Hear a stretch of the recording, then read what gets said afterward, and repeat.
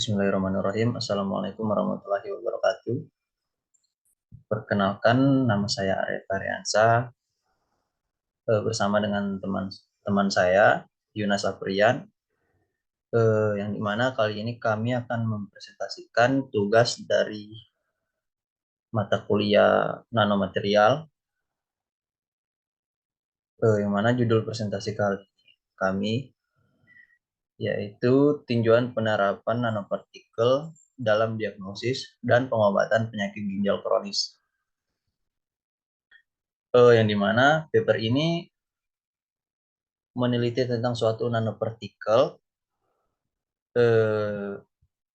yang menjadi solusi baru untuk diagnosis potensial dan pengobatan penyakit ginjal kronis. Nah, selama ini tuh nanopartikel digunakan untuk desain, manufaktur, dan regulasi. Sementara di paper ini, si peneliti mencoba nanopartikel ini digunakan dalam hal pengobatan, terutama untuk pengobatan penyakit ginjal kronis. Karena sejumlah besar penelitian telah menunjukkan bahwa nanopartikel ini memiliki kapasitas yang besar untuk diagnosis dan pengobatan penyakit ginjal kronis.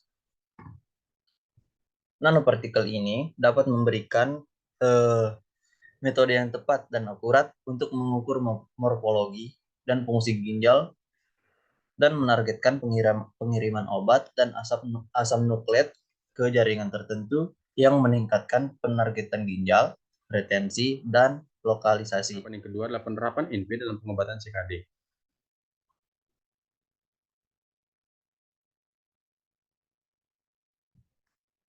Di sini ada juga 3 jenis, yaitu pertama adalah perawatan yang ditargetkan pada ginjal.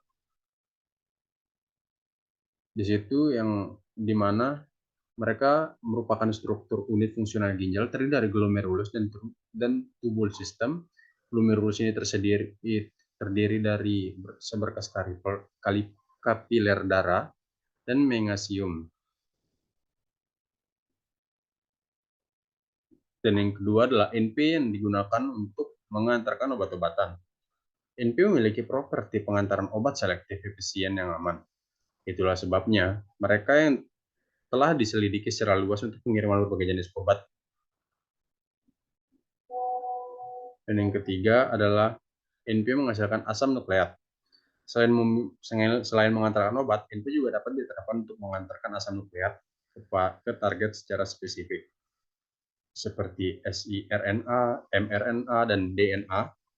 Jadi dengan menggabungkan asam nukleat dengan NP, biokompatibel, stabil, dan sistem pengamanan yang dapat dimodifikasi dapat diformulasikan yang dapat menyembuhkan penyakit ginjal kronis.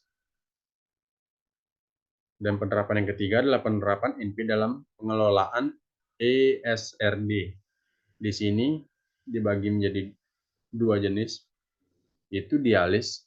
Dialis itu sendiri yang dimaksud dengan NP dapat meningkatkan kemanjuran dan mengurangi efek samping dari hemodialisis.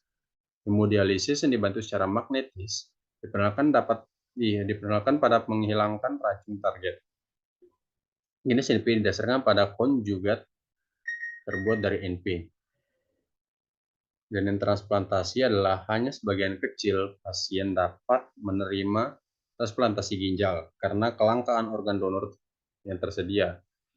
Metode baru yang sedang diuji termasuk ginjal buatan implan yang menggabungkan filter efisiensi tinggi yang terbuat dari teknologi nanosilikon dan bioreaktor sel epitel tubulus ginjal yang dikultur. Filter ini dapat memiliki pori-pori celah mirip dengan diafragma celah glomerulus yang menunjukkan selektivitas yang besar pada nilai kemampuan PM yang diberikan.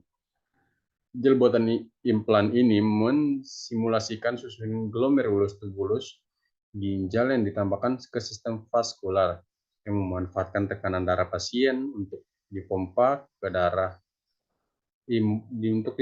ke filter. NP membran yang meniru bentuk dan celah pori-pori porosit dan kemudian melalui bioreaktor yang mengandung makhluk hidup di sel tubulus. Ada beberapa metode dari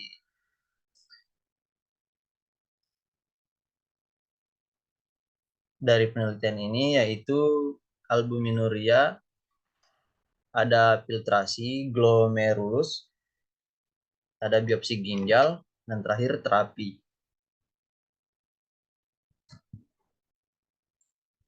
Nah, untuk albuminuria ini, metode ini tentu akurat untuk mendeteksi albuminuria absolut. Yang ekstrim tingkat rendah pada 3 gram per mili menunjukkan bahwa alat ini lebih sensitif dalam memantau mikroalbuminuria daripada strategi tradisional. Seperti diberitakan sebelumnya, deteksi albumin urin tidak memerlukan pra-pemrosesan sampel dan proses deteksi ini sangat cepat. Selanjutnya filtrasi glomerulus. Nah, secara langsung metode ini menggambarkan fungsi ginjal. Namun, jenis deteksi ini tidak nyaman dan menimbulkan risiko cedera ginjal akut yang disebabkan oleh agen kontras Hexol yang diperlukan untuk prosedur ini. Selanjutnya, metode biopsi ginjal. Di metode ini terbaik untuk mendiagnosis dan mengevaluasi penyakit ginjal. Ini dianggap sebagai satu-satunya hubungan antara diagnosis penyakit ginjal dan kondisi patologis ginjal. Peran nano MRI dapat memberikan solusi untuk keterbatasan modalitas konvensional dan mungkin langkah selanjutnya dalam biopsi ginjal. Yang terakhir, metode terapi terbatas. Metode ini tersedia untuk memperlambat menurunkan kemajuan penyakit ginjal kronis. Perawatan sportif termasuk menghambat enzim, mengubah angiotensin, atau menghambat reseptor angiotensin, dan perawatan konservatif lainnya. Dan kesimpulannya adalah, nanoteknologi adalah alat yang menjanjikan untuk diagnosis CKD dini dan pemantauan perkembangan CKD untuk memastikan bahwa strategi pencegahan dan terapi segera dilakukan KIM 1 dan telah memperkuat sinyal efektif menggunakan SERS dan lain-lain. Dan juga teknologi ini dapat digunakan untuk mengobati pasien CKD dan ISRD dengan menyesuaikan ukuran, muatan, bentuk, dan ligan permukaan NP. Kami dapat merancang transportasi yang tepat untuk mengantarkan obat dan asam nukleat. Sekian yang dapat saya sampaikan. Wassalamualaikum warahmatullahi wabarakatuh.